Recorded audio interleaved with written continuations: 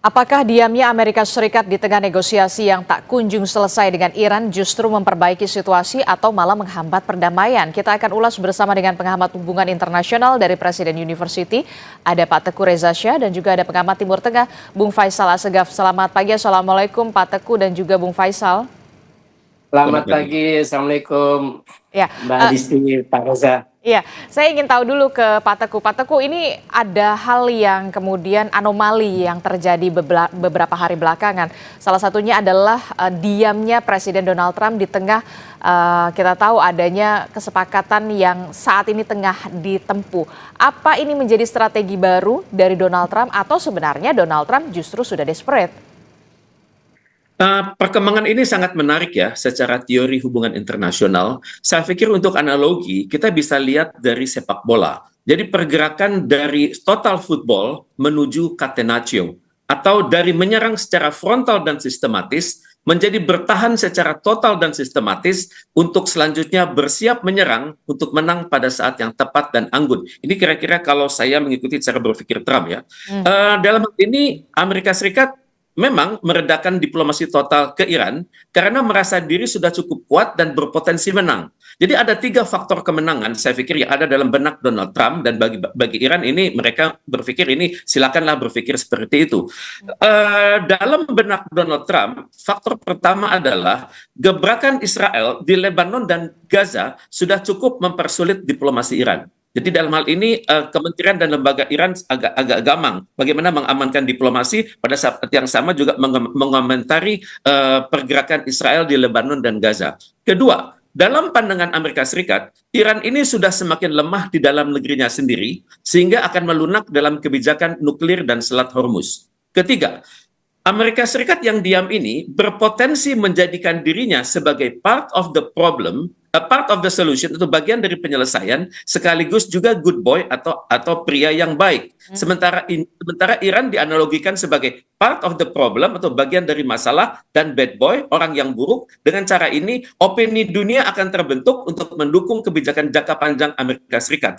Juga kombinasi 1, 2, 3 di atas memungkinkan Amerika Serikat semakin percaya diri di hadapan parlemen Amerika Serikat dan mempersiapkan Partai Republik untuk pemilihan setelah bulan November mendatang. Demikian. Oke, jadi ini adalah strategi yang tengah dimainkan oleh seorang Donald Trump untuk bisa memperlihatkan kepada dunia kalau Amerika Serikat adalah part of solution dan juga Trump adalah good boy begitu ya.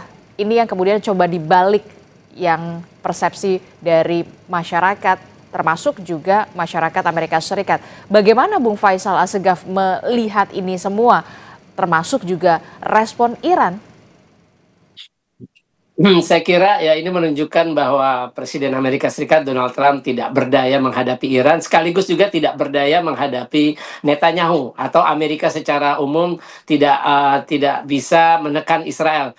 Kalau kita lihat rekam jejak Trump ketika perang Gaza, itu kan sama sekali Trump tidak menuntut gencatan senjata segera setelah dia menjabat pada Januari 2025, tapi Trump terus memperpanjang genosida yang dilakukan oleh Israel hingga akhirnya gencatan senjata semuanya itu yang diajukan atau yang dilakukan itu hanya demi kepentingan Israel untuk menyelamatkan para sandera. Saya kira dalam perang kali ini pun juga sama. Jadi Trump tidak bisa menghentikan Netanyahu untuk melanjutkan perangnya menghadapi Hizbullah, karena memang Trump dengan Netanyahu ini satu posisi, dalam arti ketika terjadi gencatan senjata di Lebanon November 2025, setelah gencatan senjata di Gaza awal Oktober 2025, itu adalah dua-duanya sama-sama menuntut pemerintah Lebanon melucuti senjata Hizbullah. Dan itu memang tidak mungkin karena pemerintah Lebanon tidak punya kekuatan militer yang seimbang dengan Hizbullah, sangat jauh kekuatannya, lebih kecil ketimbang Hizbullah.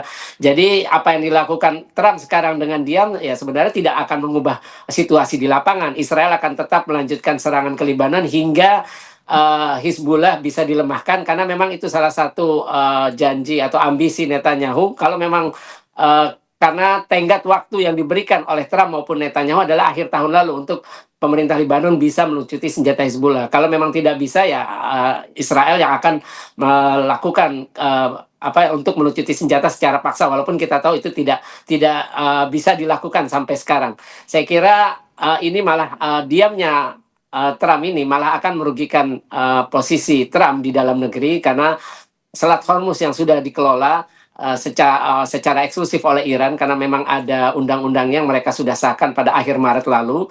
Terus kemudian Amerika tetap melanjutkan blokade terhadap pelabuhan Iran, itu artinya tetap membuat pasokan minyak global terhambat, dan harga minyak di Amerika pun juga tetap tinggi, atau membuat tekanan terhadap rakyat Amerika sendiri. Terus Oke. kemudian juga dengan kelanjutan serangan Israel ini sendiri, artinya pemerintahan Trump dianggap terus melanjutkan pelanggaran hukum, tetap membiarkan Israel melanggar hukum internasional, baik di Lebanon maupun di jalur Gaza. Oke, kalau menurut Bung Faisal, persepsinya adalah ketika diplomasi diam ini sedang dimainkan oleh Presiden Donald Trump, justru ini rasa-rasanya tidak efektif. Justru posisi ini akan menyudutkan Trump di mata warganya sendiri. Termasuk juga soal blokade Hormuz yang saat ini masih belum terlalu signifikan terlihat adanya perbaikan di sana. Bagaimana dengan pandangan Anda, Pak Teguh? Kalau diplomasi diam ini yang dimainkan oleh Presiden Donald Trump ini rasa-rasanya tidak efektif, justru posisi ini merugikan dari Donald Trump. Saya melihat Donald Trump itu adalah seseorang negosiator yang sangat tangguh. Kemudian dia juga melihat bahwa di dalam negeri betul ada masalah, tapi masyarakat Amerika Serikat cenderung mendiamkan hal ini ya. Karena bagaimanapun juga suara voting di parlemen Amerika Serikat itu menempatkan Partai Republik masih unggul, walaupun selisihnya antara 5 sampai 7. Kemudian dalam hal ini juga Trump itu yakin sekali bahwa dia bisa mengubah situasi kapanpun. Memang benar kata Bang Faisal, Amerika Serikat sedang lemah, kemudian juga Amerika Serikat memiliki banyak masalah di dalam negeri. Tapi kalau saya mencoba mengikuti cara berpikir Trump, dia mencoba mengambil hati masyarakat Iran. Karena dengan serangan Israel yang terus-menerus ke berbagai front, itu menunjukkan bahwa hanya Amerika Serikat yang bisa menekan Israel, dan juga Amerika Serikat yang bisa berhubungan dengan kelompok-kelompok pro-Iran di luar negeri. Kemudian juga Amerika Serikat juga sadar bahwa kritik dari Iran itu sangat keras, di mana Iran mengatakan terjadi banyak sekali gencatan senjata oleh Israel, dan Amerika Serikat dalam hal ini masih diam karena dia berpikir bahwa dengan dia diam dia bisa menenangkan situasi di dalam negeri Amerika Serikat sendiri, dan juga bisa mengambil hati masyarakat Iran karena mereka mulai lihat bahwa sekarang ini Trump sudah berubah, dan untuk itu bisa saja ada tekanan dari dalam negeri agar para negosiator Iran yang dipimpin oleh Ketua Parlemen Iran Muhammad Baghir Ghalibaf itu untuk lebih fleksibel, sehingga nuklir itu bisa dibahas lebih lanjut. Kemudian juga Hormuz itu juga bisa dibahas dengan menyepakati hukum-hukum internasional dan juga aturan-aturan dari United Nations Convention on the Law of the Sea. Jadi demikian. Oke, menurut Bung Faisal seperti apa? Apakah efektif ini akan kemudian bisa berupaya memfleksibelkan Ghalibaf, termasuk juga mengambil hati masyarakat Iran? Anda yakin masyarakat Iran bisa diambil hatinya oleh Trump? Saya kira itu tidak akan terjadi ya, karena dari survei terakhir ini dilakukan stasiun pemerintah Iran, stasiun televisinya, 82,6% rakyat Iran puas dengan respon dari Angkatan Bersenjata maupun Garda Revolusi Islam Iran dalam menghadapi agresi Amerika dan Israel. Kemudian yang terakhir, tuntutan Iran itu sendiri, seperti dilansir stasiun televisi pemerintah Iran, IRIB, itu tidak ada sama sekali soal nuklir. Jadi Iran tidak mau lagi memasukkan soal program nuklirnya untuk dinegosiasikan dengan Amerika. Tuntutan Iran tetap salah satu antara lain adalah gencatan senjata permanen, artinya bukan hanya di Iran, itu di Lebanon, di Gaza, dan di semua front, artinya termasuk di Irak ataupun di Yaman nantinya. Terus kemudian juga meminta Amerika untuk cabut atau keluar dari Timur Tengah. Artinya itu tuntutan yang sangat, kalau memang Amerika memenuhi itu, artinya pukulan telak buat Amerika Serikat. Kemudian juga adalah pencabutan semua sanksi, terus juga pencairan semua dana atau aset Iran yang dibekukan oleh Amerika Amerika dengan sekutunya. Kemudian adalah permintaan kompensasi lebih dari 300 miliar dolar Amerika Serikat. Kemudian adalah menghormati pengelolaan Selat Hormuz atau lalu lintas Selat Hormuz. Karena yang dilakukan Iran sejak awal April adalah sesuai hukum positifnya, karena mereka parlemen Iran sudah mengesahkan undang-undang pengelolaan Selat Hormuz. Jadi apa yang dilakukan oleh Trump ya tidak akan bisa menarik simpati rakyat Iran, karena kita tahu rakyat Iran sejak hari pertama perang mereka turun ke jalan untuk mendukung apapun yang dilakukan oleh rezim yang sekarang ini dipimpin oleh Mujtaba Khamenei. Ini menunjukkan bahwa apa yang dilakukan Trump ini ya Trump tidak akan, kalau kita membayangkan presiden Amerika siapapun, Trump ataupun Biden ataupun sebelumnya Obama, semuanya memiliki istilahnya berlumuran darah rakyat Palestina. Ketika Obama menjabat itu ada perang Gaza 2008 sampai 2009, kemudian perang Gaza 2012, kemudian perang Gaza pada 2014, kemudian juga Biden kita tahu 2021, 2025 dan juga Trump juga 2025. Jadi apapun dilakukan Trump ataupun presiden Amerika sebelumnya adalah untuk kepentingan Israel. Trump melihat dia dengan diam, artinya dia membiarkan Israel mencoba mencapai tujuannya yang tentu saja tidak akan berhasil, yakni bagaimana melumpuhkan persenjataan atau kekuatan militer dari Hizbullah. Oke, tapi kemudian yang juga menjadi pertanyaan saya, ketika Presiden Donald Trump ini justru tengah diam, begitu diplomasi diam sedang dimainkan oleh Donald Trump, tapi justru Israel semakin dalam tanda kutip ya membabi buta untuk menginvasi Libanon begitu. Memang inikah taktik yang sebenarnya ingin dimainkan antara Amerika Serikat dan juga Israel?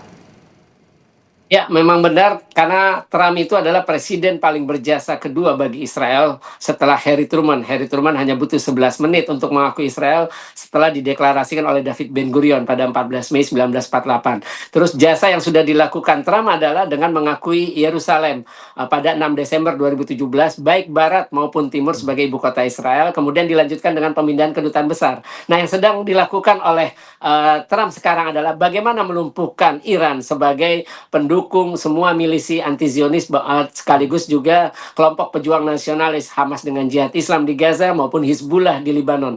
Ya, itu yang ingin dilakukan oleh Trump sekarang. Ya, di Gaza mereka ingin menghabisi semua kelompok pejuang melalui Dewan Perdamaian. Kemudian di Hizbullah, Trump dengan Netanyahu satu posisi bagaimana melumpuhkan Hizbullah. Ya, ini adalah milisi yang paling kuat dari semua milisi yang didukung oleh Iran. Saya kira Trump tidak akan pernah menghukum Israel, ini sudah dibuktikan. Walaupun ada genosida, Trump sama sekali tidak melarang Netanyahu datang ke Amerika Serikat, atau apalagi kita tidak bisa membayangkan Trump untuk menghukum Netanyahu atau melaksanakan surat perintah penangkapan yang dikeluarkan ICC pada November 2024. Oke, Pak Teguh, bagaimana dengan perspektif Anda soal apa yang sudah disampaikan oleh Bung Faisal? Ini artinya justru ketika diplomasi diam di tengah dimainkan oleh Presiden Donald Trump, justru ini dalam tanda kutip ya, terlihat membiarkan Israel mencaplok dan juga semakin agresif untuk menginvasi Libanon begitu. Itu artinya justru negosiasi semakin jauh dari kata sepakat. Yang Bang Faisal katakan itu tepat sekali ya. Memang terjadi pembagian tugas ya antara Amerika Serikat dengan Israel. Tapi pada saat yang sama Trump mempermainkan papan catur yang lain begitu. Okay.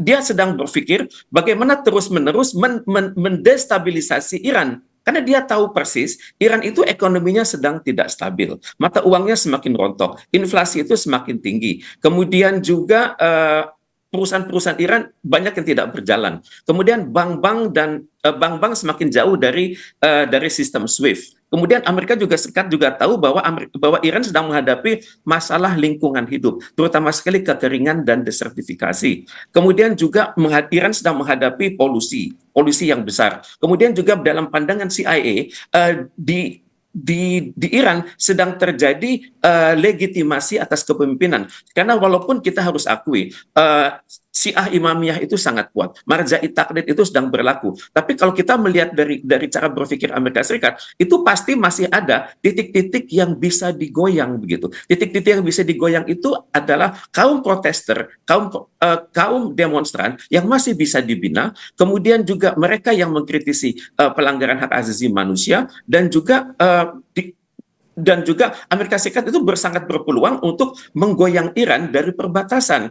Misalnya perbatasan barat itu ada Irak ya yang sekitar 1.400 kilometer. Kemudian ada perbatasan timur laut itu Turkmenistan itu sekitar 1.100 kilometer. Perbatasan timur Afghanistan sepanjang 900 kilometer itu masih bisa digoyang karena dari titik-titik tersebut masih ada kelompok-kelompok minoritas, masih ada kelompok-kelompok yang bisa dirancang oleh Amerika Serikat untuk melawan pemerintah pusat. Jadi untuk itu kelak Amerika Serikat bisa saja menerapkan satu sistem namanya responsibility to protect, di mana satu kelengahan sedikit saja dari Iran dalam mengawal perbatasannya bisa dianggap ini merupakan satu pelanggaran atas hak asasi manusia, sehingga Amerika Serikat dapat dengan mudahnya menggalang sekutu-sekutu untuk menyerang Iran kembali dari barat, dari perbatasan dengan Irak, dari timur laut perbatasan dengan Turkmenistan, kemudian dari barat laut perbatasan dan Armenia, termasuk juga dari barat laut dengan perbatasan Azerbaijan. Jadi saya melihat bahwa di satu sisi kita terpukau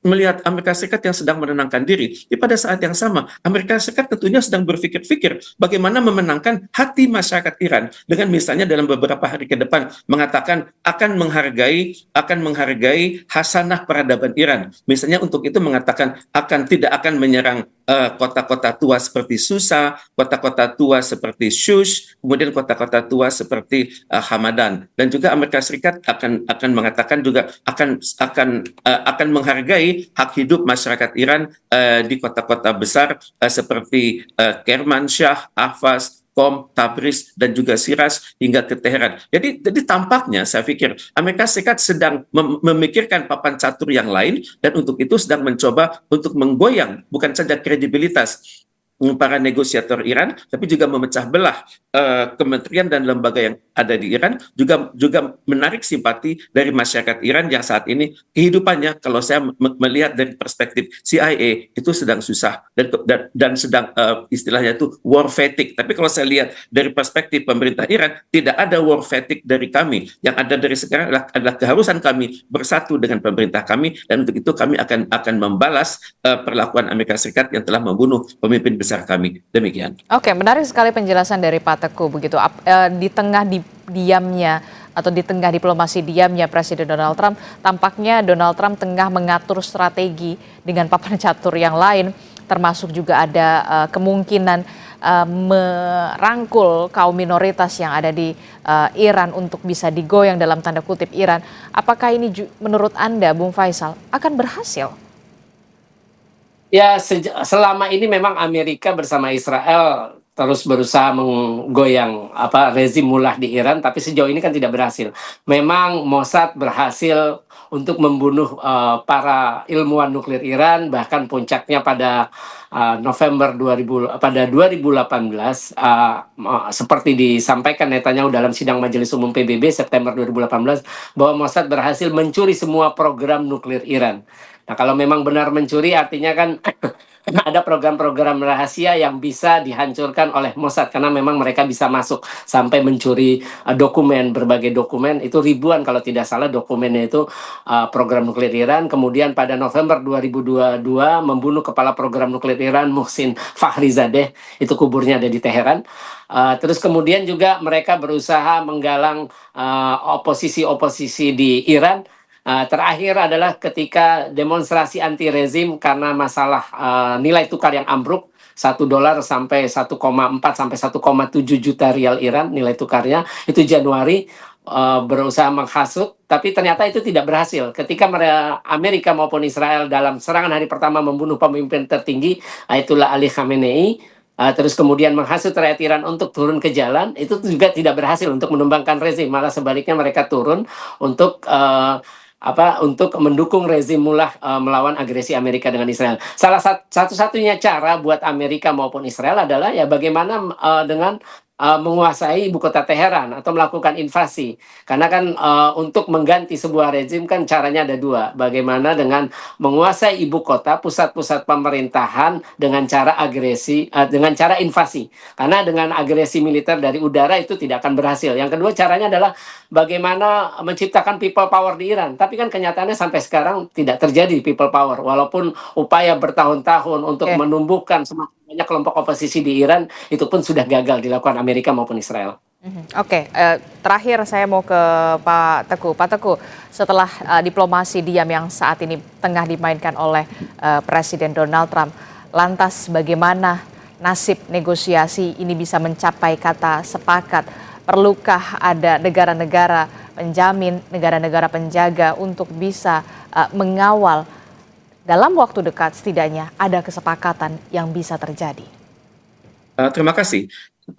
Dalam benak Donald Trump saat ini, yang dia pikirkan itu adalah exit strategi ya. Dalam hal ini adalah dia bisa keluar dari krisis dan selanjutnya mengatakan dirinya menang perang. Antara lain mengatakan saya akan membuka Selat Hormuz, tetapi terbatas sampai Iran benar-benar menunjukkan sikapnya yang lebih demokratis. Itu mungkin dia lakukan. Kemungkinan kedua juga dia mungkin mengatakan